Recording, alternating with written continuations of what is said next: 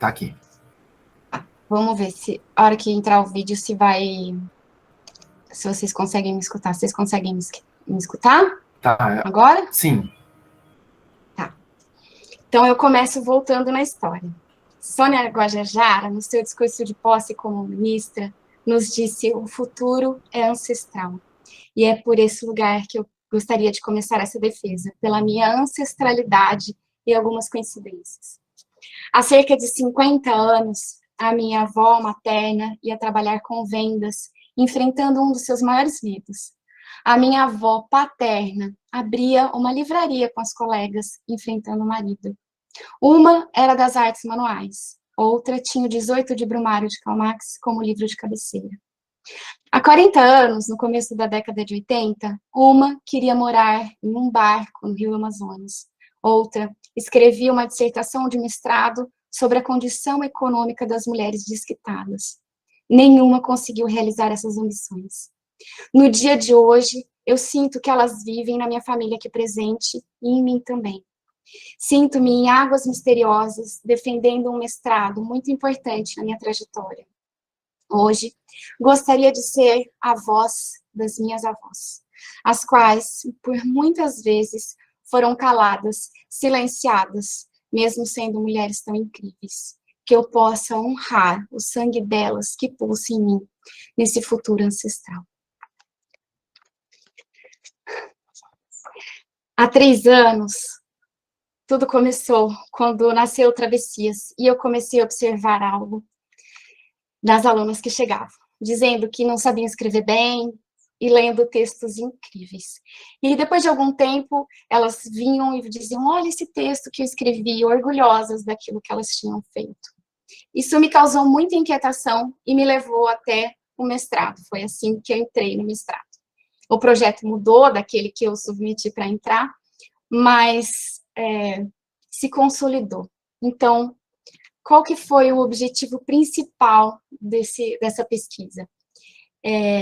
Foi compreender como que ocorre o processo de subjetivação das mulheres através da escrita. Quer dizer, como que nós nos tornamos nós mesmas escrevendo.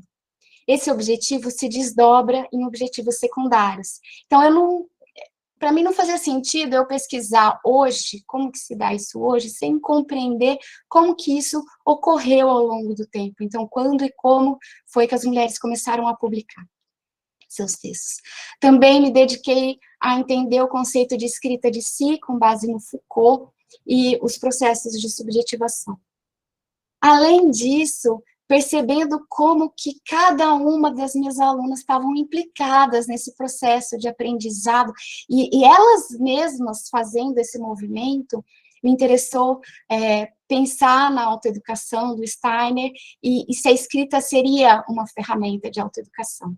Junto a tudo isso, um dos outros objetivos secundários foi realizar o levantamento empírico para acompanhar o processo pelo qual as mulheres passam na sua relação com a escrita. Mas essa pesquisa foi feita entre nós. Nós a serem desatados, muitos nós. Nós, como primeira pessoa do plural, uma pesquisa horizontal, eu e as participantes olhando para a escrita. E nós, como esse lugar de onde saem os brotinhos nas plantas. Então, que nós juntas pudéssemos desatar esses nós para que para que a gente brote, né, também. Eu fiz uma escolha para uma linguagem, o tempo todo no texto, eu discuto o cânone, as normas, a imposição de uma linguagem única. Por isso, na própria construção textual e na construção material do trabalho impresso, eu estou propondo um tensionamento entre a chamada linguagem acadêmica e o poético. Eu separei esse material em 3 cadernos, fazendo uma brincadeira. O primeiro caderno seriam os hiponomata, que o Foucault trata na escrita de si, quer dizer, as cadernetas teóricas, é onde está toda a teoria.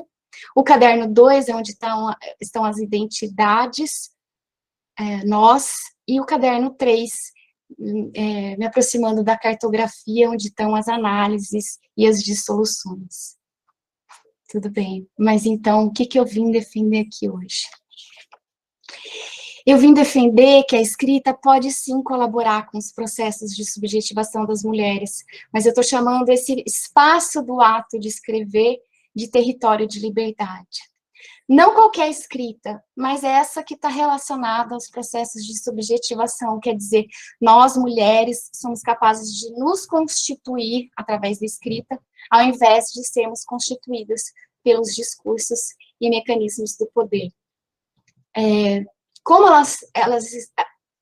como ela não está, né, associada aos processos de objetivação, que não param de acontecer o tempo todo, né, mas ali na escrita a gente encontra esse espaço, então, sim, ela pode ser considerada uma ferramenta de autoeducação, estou defendendo isso também. E a escrita, não qualquer escrita, de novo, a escrita de si. A escrita de si não é a escrita do eu, de um eu que se define, que se cristaliza, mas de quem se transforma ao escrever. Ela também aqui não está relacionada a um gênero textual específico. Então, escrita de si, mas não estou falando só dos diários, das cartas, das autobiografias, como comumente a escrita de si está associada. Eu estou tentando dizer que a escrita de si, ela pode ser encontrada em todo o texto em que quem escreve está se transformando, né, transformando a si mesmo enquanto escreve. Então, cabem os diários, mas também cabe uma dissertação de mestrado que a gente escreve e se transforma. Cabe qualquer escrita em que esse processo acontece. Voltando à ideia de território de liberdade, como o processo de subjetivação, território, que é uma palavra que eu ganhei de presente nas trocas com as mulheres participantes, nessa ideia de terra mesmo, de terreno, de quintal, de um lugar. E liberdade associada à ética Foucaultiana como uma prática de liberdade, e é o que o Steiner traz sobre a autonomia, da gente encontrar a nossa autonomia. Então, nesse território de liberdade, a gente cria um espaço-tempo para poder escrever o que a gente quiser, como a gente quiser, e então criar-se assim mesmo, né? Mas por que eu estou defendendo essa ideia? Por que a escrita colabora com os processos de subjetivação? Porque realmente ela torna possível essa invenção, esse cuidado, essa revisão de nós mesmas enquanto escrevemos. Por isso, ela colabora com o desenvolvimento da autonomia, mas mais do que isso, mesmo que hoje em dia a gente ainda, como mulheres, a gente seja amparada, né, por leis, supostamente há leis que nos amparem, né, nós ainda continuamos a ser silenciadas, mortas, violentadas, caladas. Então, encontrar um território em que temos alguma liberdade é um ato político. Eu defendo esse território de liberdade como um ato político. Mas como foi que eu cheguei até essa ideia? Como é que eu desenvolvi essa pesquisa? Primeiro, eu fiz uma revisão bibliográfica dos conceitos, tanto na história, quanto do Foucault e do Steiner, junto à leitura de vários artigos e obras mais atuais, dando preferência a pesquisadoras mulheres. A minha bibliografia tem muitas mulheres, foi uma escolha consciente. Eu também fiz esse levantamento empírico, quer dizer, esse encontro entre eu e as participantes, e eu fiz a análise pelo olhar da cartografia proposta pelo Deleuze e o Guattari. Eu vou começar falando um pouco da revisão bibliográfica. Como eu falei lá nos objetivos, mas eu passei pela história da escrita das mulheres, a escrita de si e a autoeducação. E eu queria destacar algumas coisas dessa parte teórica. Primeiro, na história da escrita das mulheres, foi fundamental nós sermos capazes de afirmar um eu. Então, historicamente, as mulheres não se viam como um ser completo, não diziam desse eu. Quando elas começam a escrever, dizer desse eu, elas começam a publicar também. Também foi importante, no começo, a gente, né, vai publicando, seguindo exatamente o cânone, as normas masculinas, mas aos poucos as mulheres vão encontrando uma linguagem própria. E com isso eu não estou querendo dizer que as mulheres têm uma linguagem que é totalmente diferente dos homens, ou que nós não somos capazes de escrever como os homens, mas essa linguagem que nos é própria e que não necessariamente atende às normas masculinas. Uma outra coisa que chamou muita atenção nessa parte da história da escrita das mulheres foi a quantidade de mulheres publicando. Diferentemente do que eu imaginava, assim, a minha formação já é antiga, faz 20 anos que eu me formei em letras, e eu não estudei nem 1/20 de todas as mulheres que eu encontrei que publicaram no Brasil, fora no mundo. A gente é um número muito maior do que eu podia imaginar. Na parte da escrita de si, eu queria destacar a escrita de si como uma parte da ética que o Foucault apresenta, né, a ética greco-romana, que não está separada da liberdade. Ética, liberdade, cuidado de si, elas são praticamente sinônimos, e a escrita de si está inserida dentro dessas práticas, é uma das práticas desse cuidado. Também eu trouxe algumas discussões sobre autoria e identidade, ainda que nessa parte da ética o Foucault não tenha discutido tanto a questão da autoria, eu quis levantar isso, eu vou falar um pouco mais ali na frente. E identidade, eu não estou discutindo identidade de gênero, mas eu estou discutindo a questão da importância desse eu que se afirma, que se reconhece, como isso é importante nessa escrita. Na autoeducação, eu queria destacar a questão da implicação individual na construção da autonomia. A autoeducação tem a ver com esse processo de nós mesmos estarmos implicados no processo da nossa construção da nossa autonomia. Isso não quer dizer que não tem relação com o coletivo, tem muito, mas tem uma partezinha que é a gente com a gente mesmo, né? E isso é bem importante. E como a percepção, como eu já trouxe, né, de que a escrita pode ser uma ferramenta de autoeducação, mas isso é algo que tanto o professor Jonas, quanto a professora Juliana, também a professora Nina Veiga já tinham indicado nos seus trabalhos, mas isso eu também verifiquei no meu. E nessa parte sobre autoeducação, eu quis trazer Audre Lorde e a Bell Hooks, que são duas feministas estudiosas muito importantes para mim, e que trazem uma discussão sobre mulheres, sobre feminismo, sobre autoconhecimento, autonomia e escrita. E todas elas destacam a importância, a relevância, né, do processo, elas não dizem autoeducação, mas desse autoconhecimento, desse autodesenvolvimento das mulheres. Eu estou aqui, gente, resumindo 100 páginas, desculpa, banca, de teoria, em um slide muito curto. Mas como é que foi, né, esse levantamento empírico? Quem somos nós? Nós somos eu, mais 10 mulheres que participaram do curso Travessias Textuais, Oficinas de Escrita. Essas mulheres, elas vêm de diversas regiões do país, mas está bem concentrado aqui na região sudeste. Então, foram 4 cariocas, 2 paulistas, uma mineira, uma do Mato Grosso do Sul, uma da Bahia e uma do Ceará. Foram feitas 9 entrevistas individuais, 2 rodas de conversa. Além disso, eu também levei para essa pesquisa os textos tanto das participantes quanto o meu diário de mestranda, que era um diário mesmo em que eu ia relatando como é que estava sendo o processo, em que eu chorava minhas ladainhas, que eu brigava com os autores, depois fazia amizade com eles de novo, que eu treinava o texto antes de levar para a própria dissertação. Essa parte do quem somos nós está no caderno 2, e aí para cada uma das participantes eu criei elas, eu fiz uma adaptação da mini bio que elas me mandaram, e também a partir das entrevistas eu criei uma nuvem de palavras onde eu escrevi uma poesia para cada uma delas que tentava trazer um pouco daquilo da vivência que eu tive com elas, tanto como professora delas, quanto como aquilo que se apareceu, se destacou nas entrevistas. Mas tudo bem, como é que eu trabalhei com todo esse material?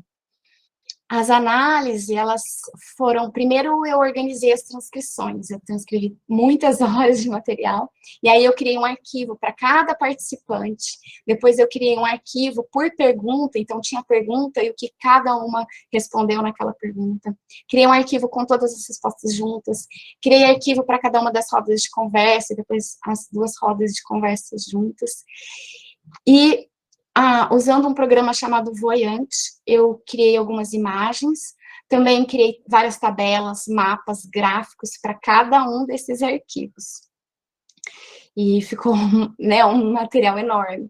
Nas análises, eu também comparei a teoria e a transcrição, então eu ia lá no Foucault e via o que ele estava trazendo, e todas as discussões contemporâneas, e voltava nas transcrições para ver se eu encontrava, né, o que dava, que conversava. Eu fiz isso também com os temas que eu levanto no caderno 1, de identidade, linguagem, autoria. Eu fiz uma análise dessas imagens, desses mapas. Como eu estou na cartografia do Deleuze e do Guattari, a cartografia ela vai criar mapas, e esses mapas são rizomáticos, cheios de entradas e saídas, e são atravessados, né, por várias linhas. O Deleuze e Guattari chamam de linhas molares, linhas moleculares e linhas de fuga. Eu mudei um pouquinho e chamei de linhas duras, linhas maleáveis e linhas de fuga. E aí eu identifiquei essas linhas em cada uma das nossas conversas. Também procurei perceber o que tinha ali nas transcrições e que não tinha sido discutido na teoria. Com um material extenso, enorme, muita coisa não entrou na nossa, no trabalho impresso. Eu trouxe algumas imagens que não entraram, mas que eu achei interessante. Então, por exemplo, essa bolhas de palavras, essa linha superior aqui, é como se aqui fosse o começo do texto e aqui fosse o final. E essas bolhas são, para cada cor, é uma palavra. Quanto maior a bolha, mais aquela palavra foi dita naquele momento do texto. E aqui são as mesmas bolhas daqui, só que separadas por palavras. Uma outra coisa também é esse arco textual, que ele vai relacionando a palavra que aparece com outras palavras, como que as palavras se relacionam nesse texto. Vocês podem ver que o não está destacado, e o não é uma questão, ele aparece muitas vezes, tem até um texto, né, na dissertação sobre esses nãos. Também, aqui é uma tabela com as palavras mais ditas. Aqui é um gráfico, eu fiz um gráfico como se fosse um mapa dos silêncios, das elaborações, das pausas, dos risos, em cada uma das perguntas.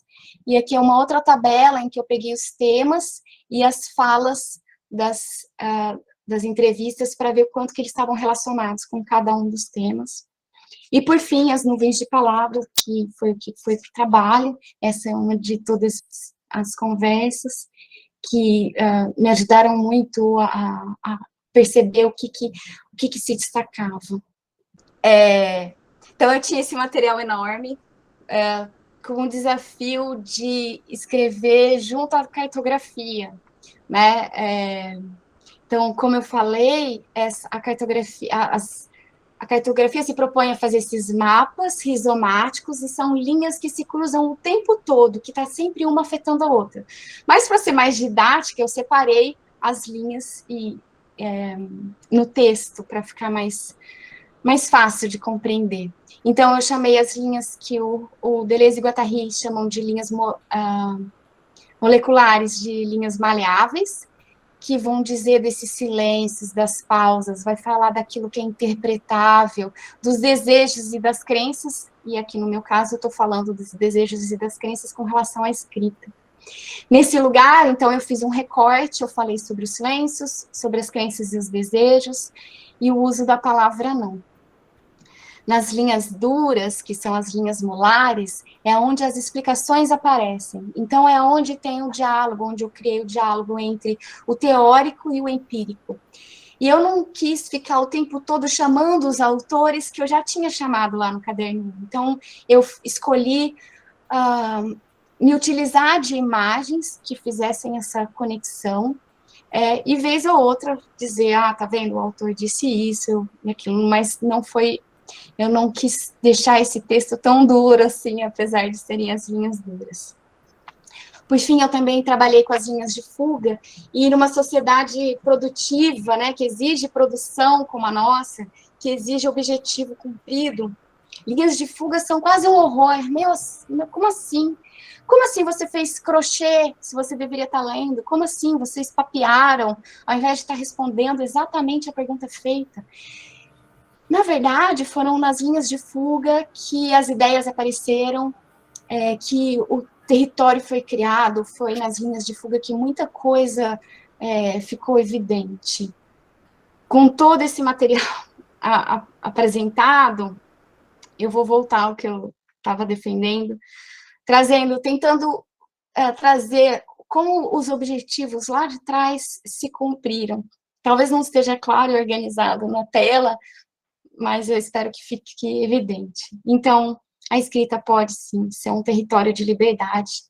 Nessa ideia, nesse território, nós nos constituímos, através da escrita, como uma prática do cuidado de si, né, como uma prática de liberdade em que nós nos autoeducamos. Mas para isso a gente precisa diminuir as idealizações, os fantasmas, que é um desafio, porque esse é um território constantemente assombrado, em perigo, com vários fantasmas que tentam invadir, que são os fantasmas do cânone, da crítica internalizada, da insegurança. E esses aspectos, essa crítica internalizada, essa insegurança, por exemplo, a gente tende a dizer que é individual. Nossa, como você é insegura, ou nossa, eu tinha que estar fazendo algo melhor. E a gente acha que é um problema só nosso, mas na verdade o que ficou muito evidente é que isso é um aspecto social que sombreia o nosso trabalho. A gente tem essa crítica, assim, a gente carrega isso em boa parte por causa do modo como as mulheres estão inseridas na sociedade, e não necessariamente como um problema individual. Só que esses fantasmas não cessam nunca, assim, o tempo todo a gente precisa defender nosso território. Só que conforme a gente vai enfrentando, né, o enfrentamento nos leva à autonomia. Então, sem esses monstros, ou com eles em menor quantidade, a gente começa a ser capaz de criar, a gente começa a se colocar mais. E o que acaba sendo até terapêutico no sentido de que, daquilo que a Silvânia Vasconcelos traz como uma aproximação de si, e eu não estou falando de cura aqui, mas eu estou falando desse cuidado de aproximar-se de si mesmo, e a gente começa a estar mais implicada no texto. A autonomia tem a ver com isso da gente ser capaz de perceber o que é nosso e o que é fantasma, né? O que é assombração. E o que é do mundo também, né? Quando a gente caminha nessa direção, a gente pode assumir-se como autoras dos nossos próprios textos. E aqui a autoria é uma noção fundamental nessa ideia de território de liberdade.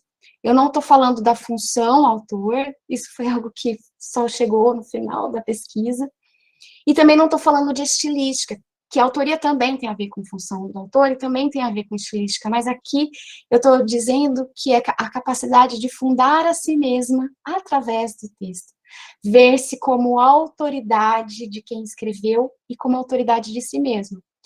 Dizem, eu encontrei que a palavra autor, etimologicamente, ela vem, significa aquele que faz crescer. Então, nós somos aquelas que fazemos crescer nesse território de liberdade nós mesmas. E é uma noção também que está muito próxima de autonomia. Junto a tudo isso, eu queria destacar a questão do papel do coletivo.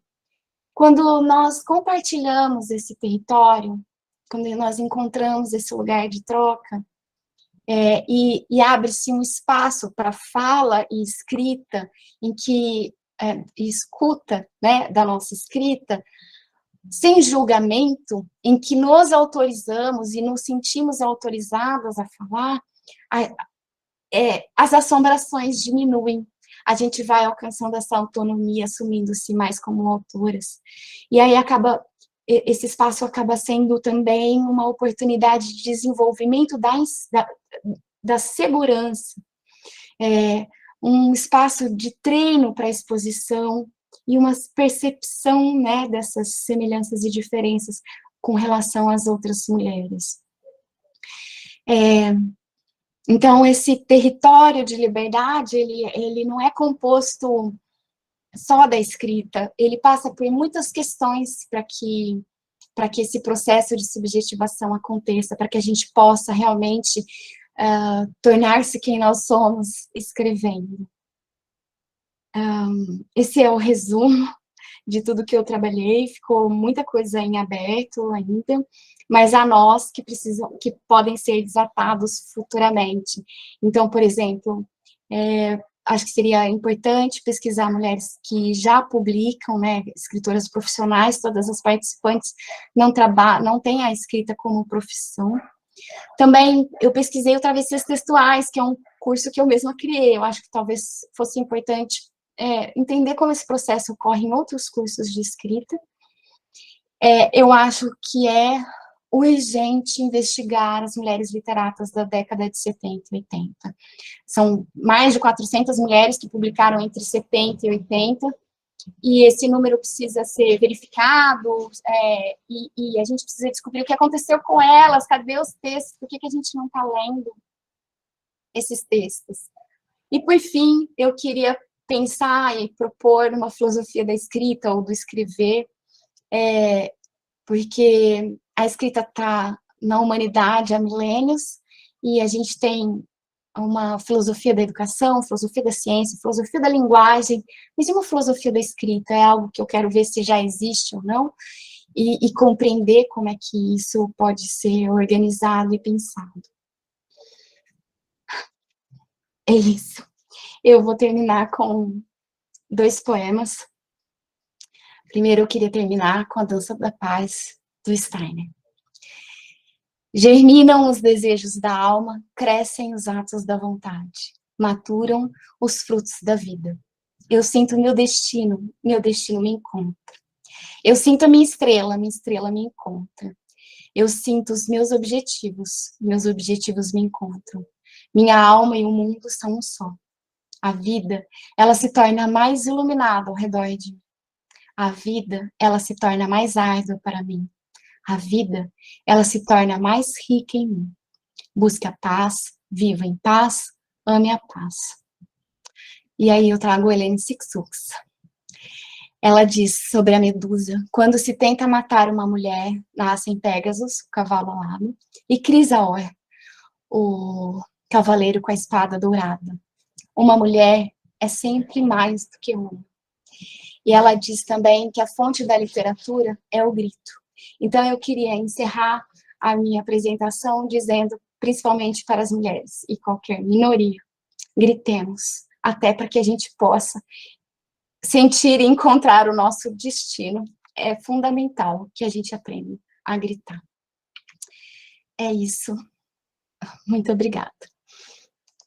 Eu fiquei muito mexida quando você lembra na qualificação que você disse sobre trocar a escrita combate, lembra? Eu fiquei com aquilo muito forte, e eu já não sei, não lembro exatamente em que momento que aconteceu, de vir essa ideia de escrita do rebento que nasce, que eu acho que é muito íntimo dos nossos corpos, e esse o corpo é um lugar que eu senti falta de falar, mas é que eu não tinha mais como ir lugar, mas o corpo e a palavra também acho que são lugares importantes, então eu só tenho a agradecer, professora. Muito obrigada.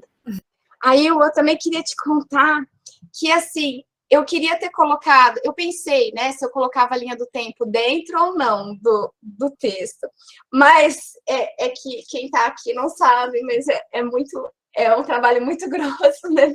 Eram muitas páginas, E aí foi um jeito de eu manter a linha do tempo dentro do trabalho, colocando nos anexos justamente para estar lá, mas eu também queria colocar mais, mas eu fiquei muito nessa escolha de que o texto estava muito grande, então, mas eu colocaria bem mais, eu selecionei muitas coisas para muitas falas delas, e as falas delas, eu tenho certeza que se vocês lessem, vocês vão também ficar muito tocados. E a professora Annelise perguntou se eu socializei, né, o trabalho. Antes de eu enviar para vocês, antes de eu finalizar, eu combinei com elas, eu mandei para cada uma delas, e eu só enviei para vocês após elas terem aprovado. Então, eu esperei que todas elas aprovassem o texto, para que eu colocasse, entregasse para vocês. Porque para mim era isso, se aquilo não fizesse sentido para elas, então não fazia sentido, né? A gente precisaria conversar e ver. Era um trabalho entre nós mesmo. É isso. Obrigada pela contribuição das professoras.